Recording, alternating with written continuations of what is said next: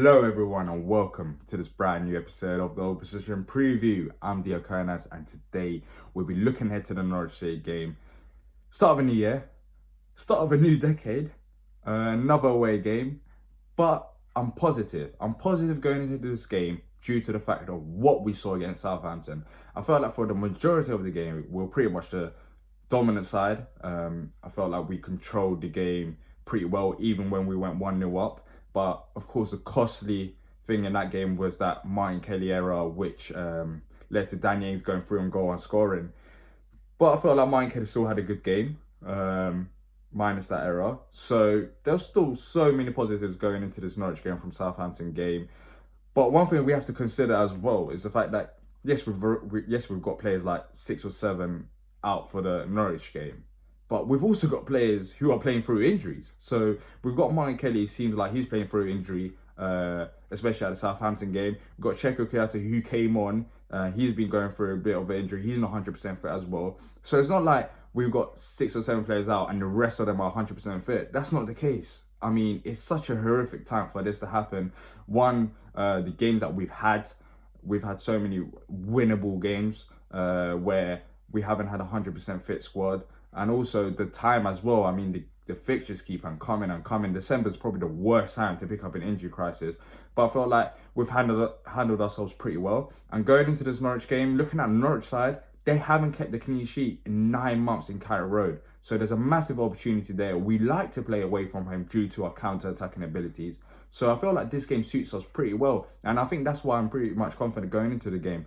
Now, let's quickly Talk Norwich City fan Chris Reeves and get his perspective from a Norwich fan's point of view ahead of the game. Norwich City's last win in the Premier League was in November against Everton. Why have you guys struggled to get wins as of late? So why haven't Norwich City won since Everton? That is a really annoying and frustrating question because we're all wondering the same thing. We are the Premier League's nearly men at the moment, we really are. We've had some really positive performances since Everton. We drew at home to Arsenal when we should have beaten them. We definitely should have beaten Tottenham recently. We drew on the road to Leicester. These are all top clubs and Norwich City are doing very well against the better clubs. But unfortunately at the moment we're not turning those positive performances into 3 points. I think one of the reasons for that is sometimes naivety. Rarely naivety, may I say. I think also, if you look at the likes of Sheffield United, for example, they've managed to keep their squad compact and together the whole time. They've barely had any injuries, and Norwich City have really struggled with injuries. So, in a way, we've almost just started our learning process now. Will it be too late? Hopefully not. Fingers crossed that we can get 3 points against you boys this weekend. You've got some very good young players in Max Aarons and Todd Cantwell. Are you at all worried about losing any of them in a January transfer window? Firstly, thank you very much for praising Max Aarons and Todd Cantwell. It's much appreciated. We're very, very proud. Shameless plug, we had Todd Cantwell on our Talk Norwich City podcast before this season start. And I'll be very honest with you, I for one thought, A, it's going to be a struggle for Todd this year, and B, I wondered whether he was even going to get a new contract, which is just crazy to think of it now because he's everyone's favourite fantasy football player at the moment. He's just been absolutely brilliant this season. The amount of opportunities that he's created for Team Pukki has been just simply incredible for such a young guy. And of course, Max Aarons, who you guys know about, I believe you've been touted with him on a few occasions. Put it this way, I'm very worried about losing Max Aarons. I'm confident that Todd will stay. I think that he needs to prove himself just a little bit longer, but Max Aarons is just such hot property. Same for Ben Godfrey as well. I don't think we'll lose them in January, but I am worried about it. But I'm sure, if you boys want to shake hands now on 35 to 40 million for Max Aarons, is all yours. Pukki is a well-known threat due to his goal-scoring abilities. But is there anyone else that Palace should watch out for against Norwich on New Year's Day?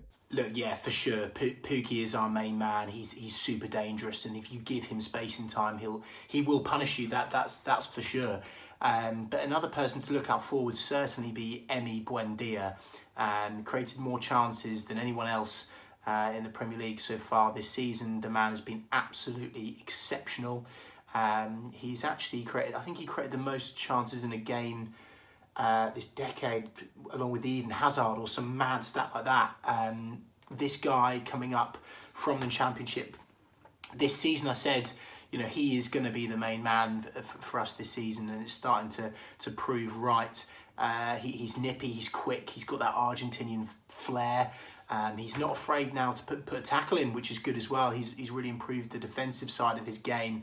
Again, do not give that man space or time. We've also got the very, very fast Anel Hernandez, who I'd liken to probably the Adama Traore of Norwich City. He is an absolute beast going forwards.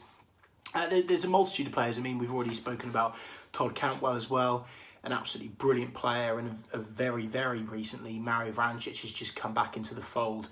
He's been struggling with injuries this season, but the back end of our championship winning campaign, that guy can take a spot kick, and as you would have seen, his completely magical through ball to Pukki against the Tottenham game, which should have stood.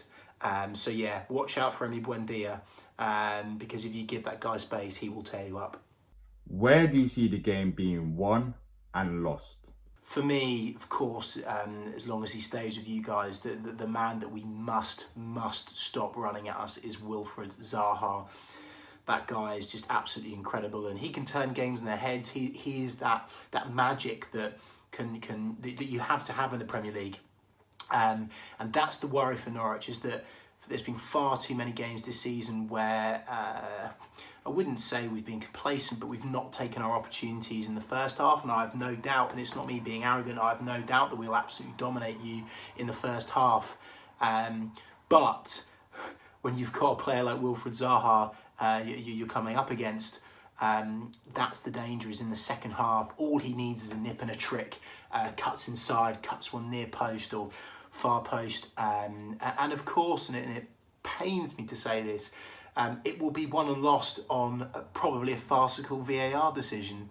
I'm not sure if Palace have had any dodgy ones this season. I can't remember, possibly in the last game actually. But Norwich have had some absolute howlers, and the one against Tottenham took the biscuit, it really did. So VAR stopping Wilfried Zaha, but also for you guys, you need to stop our midfield holding possession, moving the ball fluidly. If you can do that, you should be fine. You know how to beat us, that's the thing. At Selhurst Park, you dominated us, you bullied us. That's what West Ham have done this season, that's what Burnley have done this season. So if we're able to play our passing game against you, that's where the game will be won and lost. And finally, let's have your lineup and score predictions. The lineups this season, guessing those for Norwich City has been incredibly difficult. I suspect Daniel Farke will stick to a very similar squad to what we started against Tottenham, so feel free to go and look at that exact lineup. But the changes that could happen will be in midfield. Will we start with Marco Stiepermann? Will we start with Mario Vrancic? Will we start with Todd Cantwell? These players are rotating quite a lot. Will we drop Anel Hernandez? I don't know, in all honesty. And that's a good thing, because if I don't know, you guys aren't going to know, which means Roy Hodgson's not going to know, which means hopefully we'll get 3 points. Score prediction. I think, well, my head is saying 3-1 Norwich. My heart is saying 2-2, which hurts me because we desperately need 3 points. So yeah, thanks so much for having me on, guys. I wish you the best of luck for the rest of the season, apart from against Norwich City. Thank you so much for that. Make sure to check out their channel, Talk Norwich City. The link will be down in the description below. But let's talk about Palace and my score predictions for this game. I expect it to be a difficult game. Look, we beat them at our ground pretty confidently, but it's different when you're playing at home versus away from home. I expect it to be a hard encounter now. They have actually played decently as of recent. They have took leads against sides like Wolves and Tottenham, but they haven't really kept them. I think that's been the problem, going ahead and keeping their lead. So expect it to be a difficult encounter, much more difficult to what we saw when they were at Selhurst Park. But I still expect us to win there, so I'm going to go for a 2-1 victory to Palace. To despite all the worries I already listed, I still think that we should go there and try to aim to win this game. They're still in a relegation zone, so there's an opportunity there for the taking. But as I said, it's not going to be easy. But I want to hear what you think, so leave down your comments down below and let's hear your score predictions. And also, if you have enjoyed this video, please like and subscribe. It helps out a lot. That's all I ask for. And until next time, up the Palace. But also, have a great new year, and make sure to check out the channel after the Norwich game, as we will be having more post-game content than usual.